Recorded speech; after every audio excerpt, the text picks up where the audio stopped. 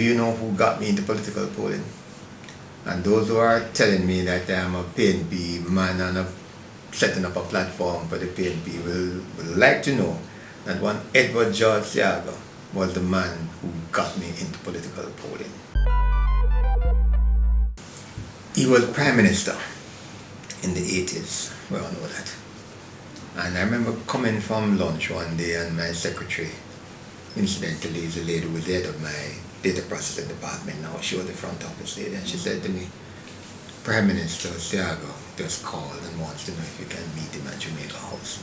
Never meet a Prime Minister before, never been to Jamaica House before. I said, sure, would never, what do I do? Go to Jamaica House, and himself, and I don't remember who were the other people, I don't want to call the name, but some senior of his people were there. And Mr. Seaga said to me, I was doing some work for the Bustamante Institute. Some little measuring, little thing like, look small, I have to be careful about little in the context of what is happening now in the political, anyway. Some small dribblings of polls that we did for the Bustamante Institute, just looking at how people felt about the country and so on. Nothing to speak of, nothing that I thought was going anywhere. But when I met with Mr. Seaga, he said to me, what's the latest information you have? And I took out and I shared it with him. That's on the same Bustamante? Yeah, man. It was about national issues, but it was being paid for by the Bustamante Institute. Right.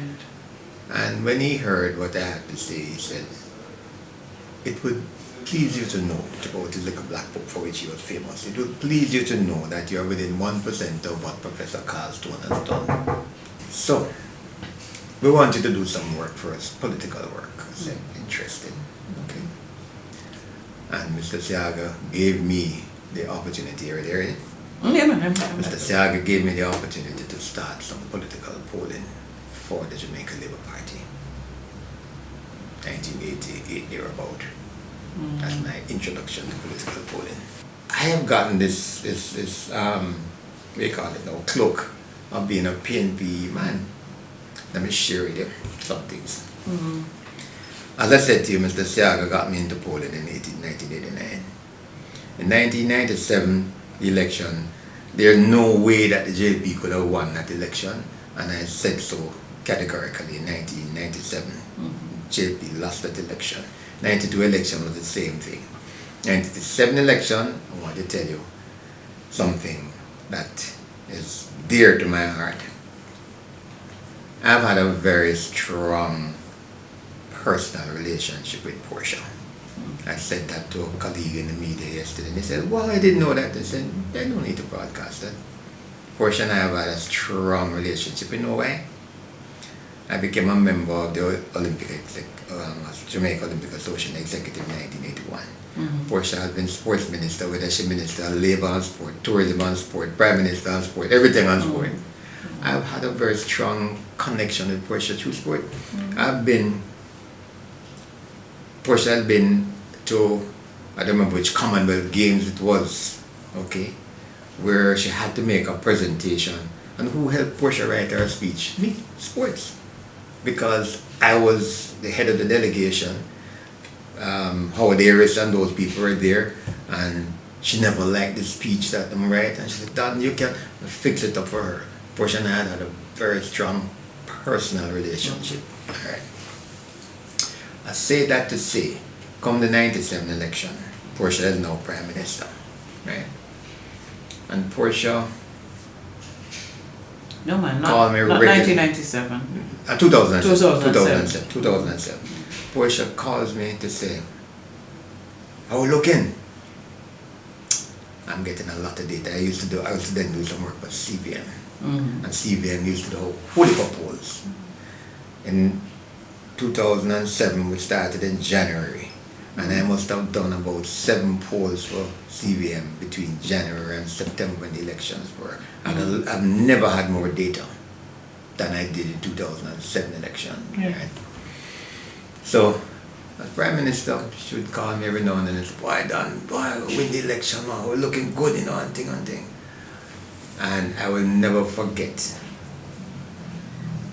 Thursday before the election, I'm driving into this parking lot here, so and Portia called me, and I stopped out there in the car, and Portia is sharing with me which seats she's going to win. And I say, yes, I agree with you, PM, so I agree with you, I don't agree with you. Yes, man, yeah, man. And she persuaded me to think that the PNP is going to win the election. When your information at that time was showing otherwise? I share with you. God, this is so very important and pivotal to my position.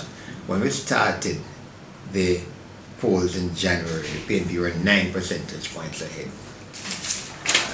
You see the seat here, see the gap here? PNP, 9 percentage points. JLP down here. Right? So the polls, we're coming to August.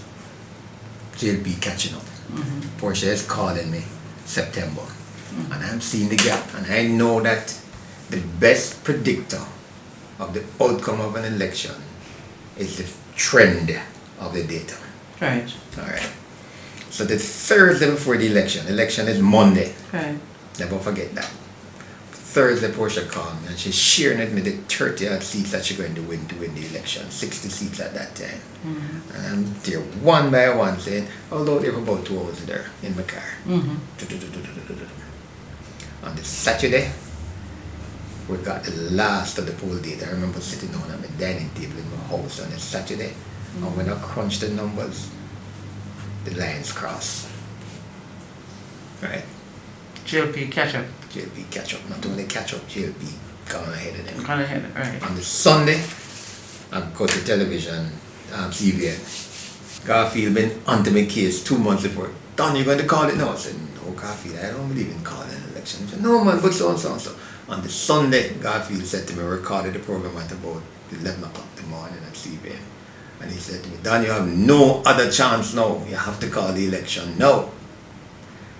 I said, okay. The JLP is going to win the election 32 to 28. One of the worst nights in my life is sitting down in front of the television on Monday night and watching my prediction come true against the background of the relationship I've had with Portia. Yes. And if that don't tell you anything about my professionalism, nothing else will. Yes. Because I'm there torn on the night of the election. I see the results coming and I said, I'm going to be right. I'm going to be right. And I want to be right. But I know Portia will lose the election. Yes. I call it 32-28, and when the results were out, the JLP win 32-28. What made you change your measurement variable though? From how you describe the response to know you have likely, not likely, and then you had good, excellent. I'm glad you asked that. Before. We haven't changed the methodology now. So people who are making that point are being disingenuous without knowing that they're being disingenuous. Research principles are based on all kinds of stuff. They're talking about a measurement scale. You can have a 3-point scale, a 5-point scale, a 7-point scale, a 9-point scale, and sometimes you have a 10-point scale. We find that when you ask people to rate something on a 10-point scale, it presents a greater burden on them to answer. For example, when you say, why, on a scale of 1 to 10, we'll use it, you know, but you have to use these things depending on what it is that you're doing. If you say to somebody, boy, how would you rate the performance of Mr. Andrew Holness on a scale of 1 to 10? That places a greater onus on the person to respond than if you use a 5-point scale, because it takes them into a narrower thing, you know. Every project has to be coached in terms of time and cost. And the reliability and whatever is dependent on these factors. The questionnaire is an extremely long one. And therefore we have to find ways and means by which we could get through this questionnaire without creating a significant degree of frustration and harassment to the interviewees or the interviewers. Right? For example, a lot of the first 10 questions were, do you believe that such and such and such or so? And there was a yes-no answer. So we use a 2-point scale in that. Okay. Right? No other way in which you could do it. I mean, the alternative was to try to build out these questions, and then you end up with a hour and a half instrument that you can't complete because nobody going to sit down and talk to you for hour and a half. Yes. So I had to find ways of making it as efficient as possible. The first 10 questions, if you see how Milton gave them to me, for example, in consultation with the Gleaner, with Kemar. And when they gave me those questions, some of them were the yes-no questions, were the first 8, and then maybe question 25 to 29 were yes-no questions. We had to find a way to realign them so all the yes-no answers were up to the front. Okay. That's a 2-dimensional scale. Right. Yeah. This particular question that is bothering everybody, the simple one. How much confidence do you have in the police force? And the variables that we gave them as an option were a lot, a little, or none. I'm hearing the arguments that it would have been different if we had given them a 5-point scale. Why would it have been different? I don't understand it up to now. But it's the same 5 point. It's the same. We used a 3-point. We said a lot, a lot, a little, none. None. Okay, 3 points. 3 points. So a lot would have been the equivalent to Plenty. Yes. Yeah. In the middle is a little, It's a little. and bottom is none. It's none. Right. So I don't want to ascribe any motives to the people who are arguing the point on this particular question. Don't want to. My initial comment to Milton was, and I believe I said so to Kevin as well, who I spoke with. Kevin who? O'Brien. Yeah, right.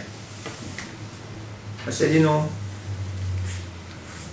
a question like this, when somebody reads it,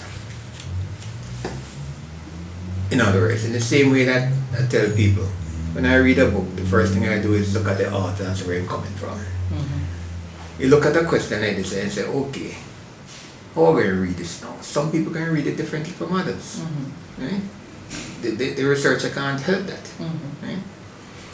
So those who want to soften the situation, going to do what some people have done and said to me. But if you add the little with the lot, then it's a very positive reading for the police force. Now, if that's what you want to convey, a little and a lot. And a lot. I'm saying that's positive. Right, so that's Some the people middle, that's the middle variable and the top variable. Yeah. Okay. In the same way that sometimes we use a 5-point scale, very much, somewhat, average, hardly, or very good, good, average, poor, very poor. Yeah. Right? You take the top 2, very much, and somewhat. I add those are the strong positives. Right. The poor and very poor are the strong negatives. And in the middle, you have an average.